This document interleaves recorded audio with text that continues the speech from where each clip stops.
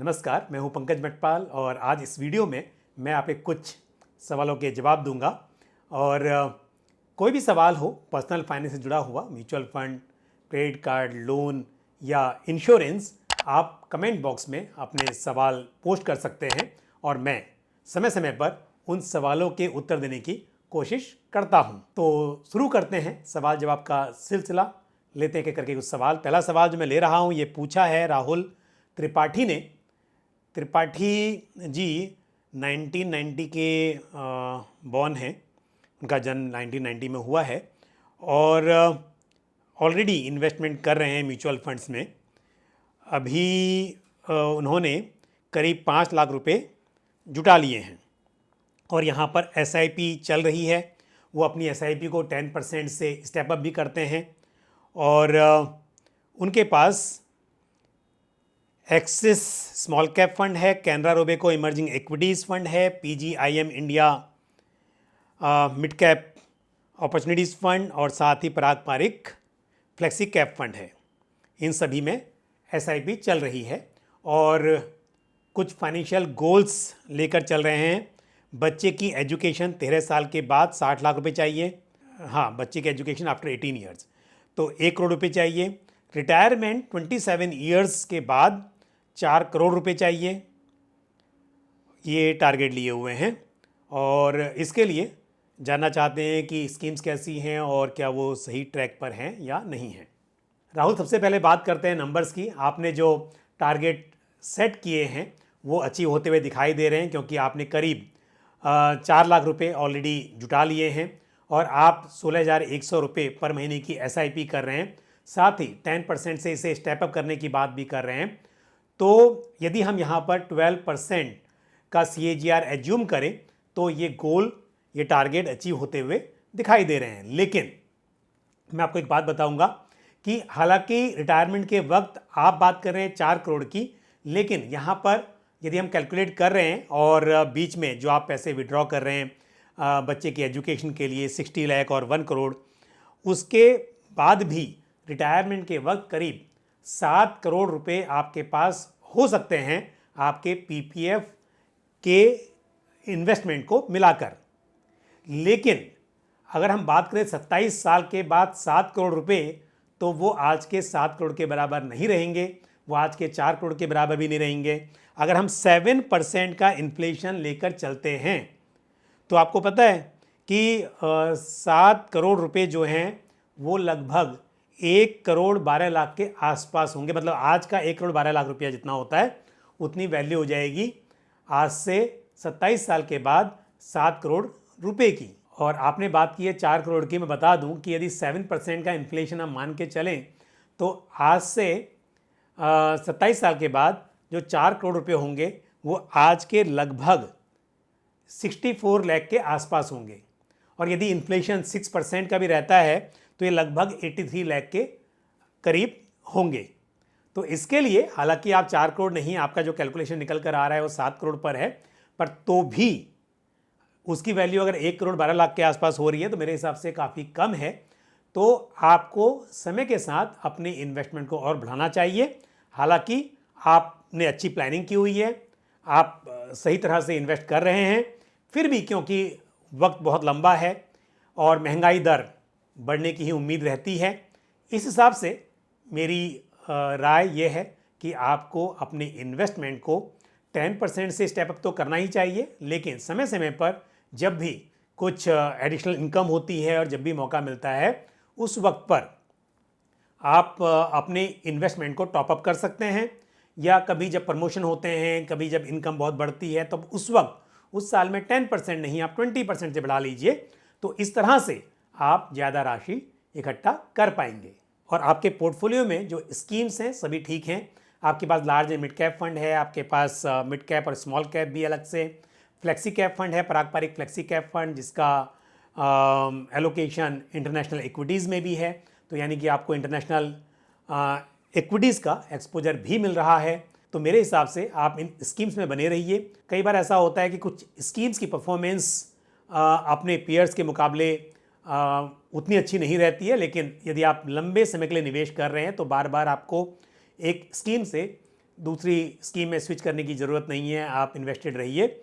और अगर हाँ ऐसा हो कि बहुत लंबे वक्त तक कोई स्कीम कुछ खास कारणों से परफॉर्म नहीं कर रही हो, तब आपको ज़रूर चेंजेस करने चाहिए, लेकिन फ़िलहाल के लिए आप इन स्कीम में बने रह सकते हैं। All the best to you. और अब लेते हैं अगला सवाल जो पूछा है अभय मुखेड़कर ने। अभय का सवाल यह है कि मैं 2 साल से ELSS में इन्वेस्ट कर रहा हूं और उन्होंने अपनी एज बताई है 41। अब वो 2 में से एक ही स्कीम में कंटिन्यू करना चाहते हैं और 2 स्कीम्स हैं, क्वांट टैक्स प्लान और पराग पारिक टैक्स सेवर फंड। तो अभय जी बहुत मुश्किल सवाल है क्योंकि दोनों ही स्कीम्स अच्छी हैं अपने आप में। तो यदि आपको दोनों में से एक में करना है तो थोड़ी सी ये चॉइस मुश्किल होगी, लेकिन फिर भी अगर आप मेरी एक राय पूछें दोनों में से एक, तो मैं कहूँगा कि आप पराग पारिक टैक्स सेवर फंड को प्रेफरेंस दे सकते हैं। और अब लेते हैं अगला सवाल जो पूछा है रोहन सरकार ने। रोहन ने बताया कि उनकी एज 31 साल की है और उनका गोल है 25 साल के बाद 2 करोड़ रुपए जुटाना और मंथली SIP कर रहे हैं। 6,000 रुपये की SIP चल रही है, साथ ही 1,000 रुपीज़ सुकन्या समृद्धि योजना में भी इन्वेस्ट कर रहे हैं। Nippon India small cap fund में 2,500 पर मंथ और Motilal Oswal mid cap fund में 1,500 पर मंथ। साथ ही ICICI prudential value discovery fund में 1,000, मेरे एसेट टैक्स सेवर में 1,000। और जानना चाहते हैं कि क्या मेरा गोल अचीव हो सकता है। राहुल, पहली बात तो यह है कि आपने जो गोल अपना तय किया हुआ है मेरे हिसाब से वो करेक्ट नहीं है, क्योंकि आपने शायद इन्फ्लेशन को यहाँ पर कंसिडर नहीं किया है। इन्फ्लेशन यानी कि महंगाई दर की वजह से समय के साथ पैसे की वैल्यू कम हो जाती है, क्योंकि 25 साल के बाद 2 करोड़ रुपए आज के लगभग 37 लाख रुपीस के आसपास होंगे। तो इसके लिए जब भी आप लॉन्ग टर्म फाइनेंशियल प्लानिंग करते हैं, लॉन्ग टर्म गोल के लिए प्लानिंग करते हैं, तो आप इन्फ्लेशन को ध्यान में रखिए। आज की डेट में 2 करोड़ रुपए काफ़ी होते हैं, लेकिन 25 साल के बाद 2 करोड़ रुपए आज के 2 करोड़ बराबर नहीं रहेंगे। और जैसा मैंने कहा कि 7% पे यदि मैंने कैलकुलेट किया तो ये आज के करीब 37 लाख के आसपास होते हैं। तो पहले बात करते हैं कि जो अपने टारगेट लिया है 2 करोड़ रुपए का, क्या आपके मौजूदा प्लानिंग से वो अचीव हो सकता है 25 ईयर्स में। तो यदि हम म्यूचुअल फंड्स पर 12% का CAGR एज्यूम करें तो 6,000 रुपया महीना जो आप SIP कर रहे हैं उससे 25 साल में लगभग 1 करोड़ रुपए जुटाए जा सकते हैं। और 1,000 पर मंथ जो आप सुकन्या समृद्धि योजना में इन्वेस्ट कर रहे हैं उस पर मैं एवरेज 7% का CAGR मानकर चलूं तो लगभग 7,87,000 इकट्ठा हो सकते हैं। तो सब मिलाकर 1 करोड़ 7,87,000 रुपीज़ लगभग आप यहाँ पर उम्मीद कर सकते हैं कि ये पैसा बन सकता है। तो इस तरह तो 2 करोड़ से आप बहुत दूर हैं, लेकिन क्योंकि आपकी एज अभी काफ़ी कम है, आप अपने इन्वेस्टमेंट को स्टेप अप कर सकते हैं, साल दर साल बढ़ा सकते हैं। तो यदि हम 10% से कैलकुलेट करें कि आप अपने इन्वेस्टमेंट को हर साल 10% से बढ़ाते रहेंगे, तो ये मतलब जो आपका SIP है उसको सिर्फ मैं 10% से स्टेप अप कर रहा हूँ, और जो सुकन्या समृद्धि योजना है वहाँ पर मैंने नहीं किया है for the purpose of calculation. तो इस हिसाब से आपके पास करीब 2 करोड़ 44 लाख इकट्ठा हो सकते हैं। तो आपका जो 2 करोड़ का टारगेट है वो तो 10% से स्टेप अप करके अचीव हो सकता है, लेकिन काम इससे भी नहीं बनेगा, क्योंकि मैंने जैसे कहा कि लंबे वक्त में पैसे की वैल्यू कम होती जाती है। तो आपको समय के साथ अपने इन्वेस्टमेंट को और बढ़ाना पड़ेगा, और ये मुमकिन है क्योंकि 31 ईयर्स की एज में आपकी जो भी इनकम है आप बिल्कुल उम्मीद कर सकते हैं कि समय के साथ ये इनकम कई फोल्ड बढ़ेगी और उसी हिसाब से आप अपने इन्वेस्टमेंट को भी बढ़ा पाएंगे। तो आपने अभी जो शुरुआत की है ये अच्छी है, सभी स्कीम्स आपके पोर्टफोलियो में अच्छी हैं, वेल डाइवर्सिफाइड पोर्टफोलियो है, आप इनके साथ आगे बढ़ सकते हैं, लेकिन समय के साथ इन्वेस्टमेंट को बढ़ाते रहिए। All the best to you. लेते हैं अगला सवाल जो पूछा है BRJ ये नाम लिखा हुआ है। और सवाल ये है कि आपके पोर्टफोलियो में 2 स्कीम्स हैं, ICICI prudential US blue chip fund और साथ ही ICICI prudential global advantage fund, और जानना चाहते हैं कि क्या दोनों ही फंड्स कंटिन्यू करने चाहिए या फिर नहीं।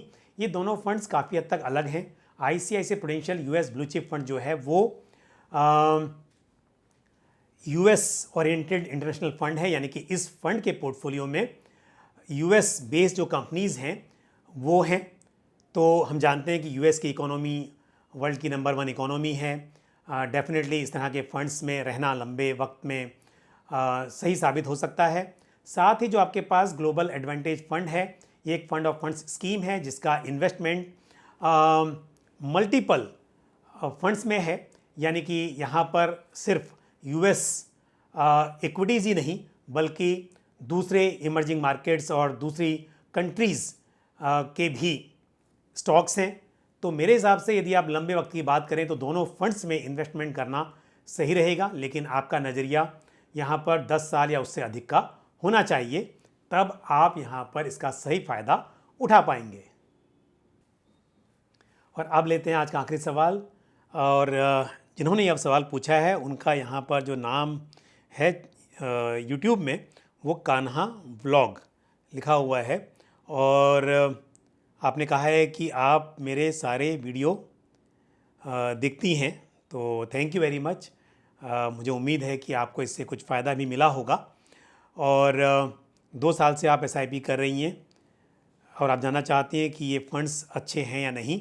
निफ्टी नेक्स्ट 50 इंडेक्स फंड में आप इन्वेस्ट कर रही हैं, तो ये डेफिनेटली टॉप 50 कंपनी जो हैं मार्केट कैप के हिसाब से, उसके बाद जो अगली 50 लार्ज कैप कंपनीज़ हैं वहाँ पर इन्वेस्टमेंट होता है, तो अच्छा फ़ंड है। और साथ ही आपने PGIM India mid cap opportunities fund में भी SIP की हुई है, ये भी फ़ंड अच्छा है। हालांकि इस वक्त बहुत सारे इन्वेस्टर्स थोड़ा डिसअपॉइंटेड हैं। लास्ट 1 ईयर में यदि कंपेयर करें तो दूसरे मिड कैप फंड्स के मुकाबले इस फंड की परफॉर्मेंस उतनी अच्छी नहीं रही है, लेकिन मुझे उम्मीद है कि लंबे समय की यदि बात करें तो यहाँ पर इम्प्रूवमेंट देखने को मिलेगा। तो फ़िलहाल आप इस स्कीम में अपनी SIP जारी रख सकती हैं।